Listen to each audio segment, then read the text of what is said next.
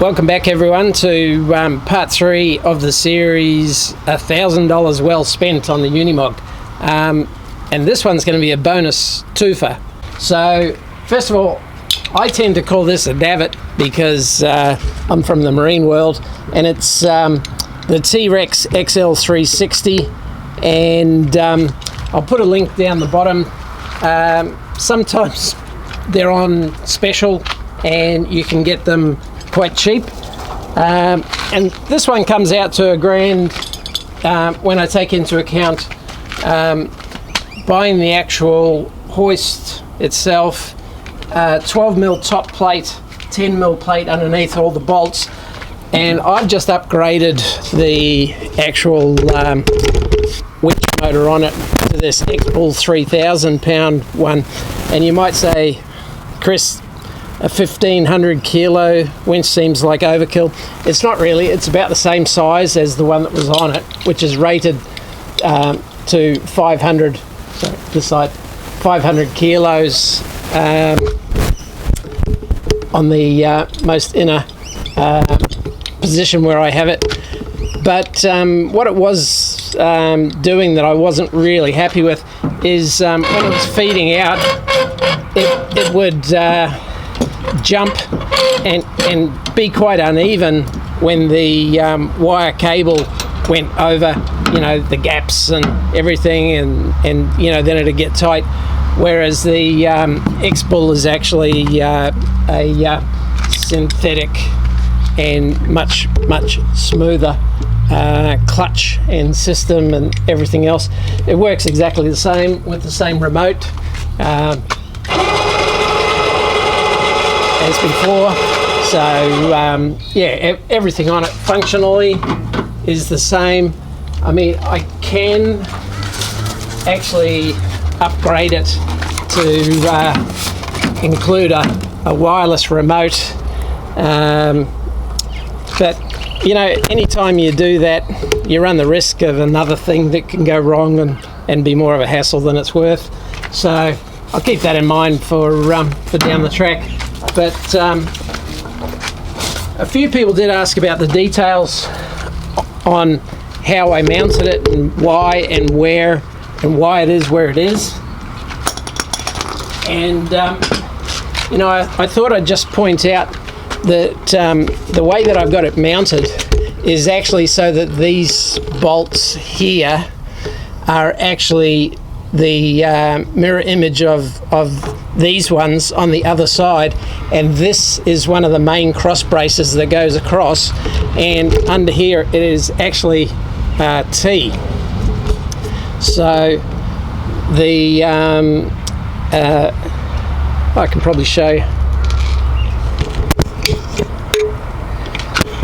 So these are welded together, and that's an angle iron coming out to the right. There's also the same one coming out to the left, which I've bolted into, which means that this plate and this plate are squeezing down onto that and using that whole support there and this beam on this side to locate it in place on the deck securely, so that it is strong enough laterally for having the bike out here. Now the bike's only here, it's not even a metre out, so you know, it doesn't have a lot of leverage out, but yeah, with this motor on it, with the nicer clutch and the nicer motor and the nicer rope, everything's much smoother. I'll put a picture there. I tested it with the BMW to over stress test it and give it more than I would normally do. So between that, the two plates, and the $180 that I spent for the X-Bull 3000, you know, that's $1,000 and very well spent. I've actually changed how I'm mounting the bikes now. Before I had it facing the back like you would have seen in some of the earlier stuff, but it actually works better with a simpler mount across, there's actually a bit more room than I thought there was, you know, so you don't have any tyres sticking out like you see behind utes with those bike track, you know, the track that you run the bike up, the carriers on the back, you know, the bike sticks past it. With this, there's plenty of room. And so we had my 890 here and Neil's 790 there, and we were able to take off whichever one we wanted just by moving one bike over and leaning it over. Could get that bike in, or vice versa for that one, lean over and get this one in or out, because we only have to lift it up a little bit and move the front wheel around this rather than the big original front wheel carrier that you had to roll over that I had. So that proved itself on the trip to be absolutely bulletproof, no drama whatsoever with anything I did. Little issue with the wiring that the auto sparkies put in. It was fusing, the fuse was turning on and off, but not a biggie and easily sorted. The second $1,000 well spent, and for anyone who goes out west, you know, it's a big thing, and particularly a desert crossing or something like that, is being able to pull up and have shade quickly and have good shade. I'll put in some pictures of the full camp setup where everything out to the side above my cooking area and everything is also, but you know, put out, but you know,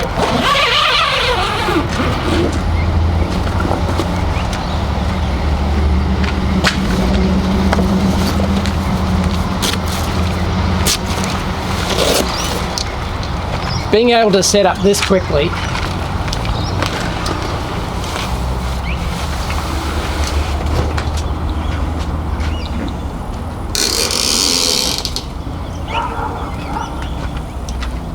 and have somewhere secure and nice. You plug in your power to there, and the LEDs, it's got 3 legs that you can put down, and then you can put these legs down and tie it down if you're in a windy area and you know you want to make it a little bit more secure. But this worked exceptionally well. Now the mount for it, because of my particular use case for this, for motorcycle adventures, I needed this to be on the back, and it's a driver's side one which swings out this way, mounted across the back, so it's in far enough that it's not going to you know, catch on anything. Nice thick mounting that's braced, also braced that way. Up there, it is not going anywhere. That is one heavy duty piece of gear to hold something that's under 30 kilos, and yeah, it does the job very well. Did not miss a beat. Now the reason this is, as I say, $1,000 well spent again is pretty much this Open Road 270 was on sale for $450 EOFY. Got this. The rack, I guess, mounting for it. It was about $100 for the laser cut 2 bottom plates, which I designed in Onshape 3D. Sent the file through with the hole cut out for the bar, gave them all the dimensions and everything, and that was $500 and about $50 for the bolts. Important safety tip when you do the bolts: if you measure from here to here, the channel that it actually bolts through is like 35 mils slimmer. So make sure you get the bolts that are the right length. I did not the first time, so yeah, had to go buy the bolts twice. But yeah, once this was bolted down, hasn't moved, and being able to go up and go down so quickly is really a game changer. Sometimes we'd just pull up, you know, for a snack even, and it was quick just to shove it up, and almost as quick to put it down.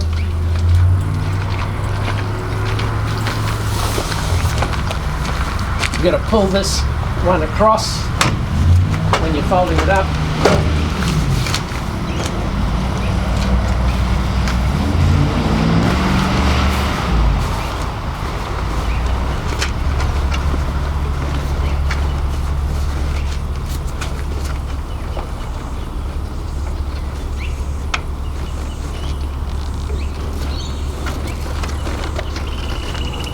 do all three of those up, close the cover, zip it up, and that works with very well integrates to my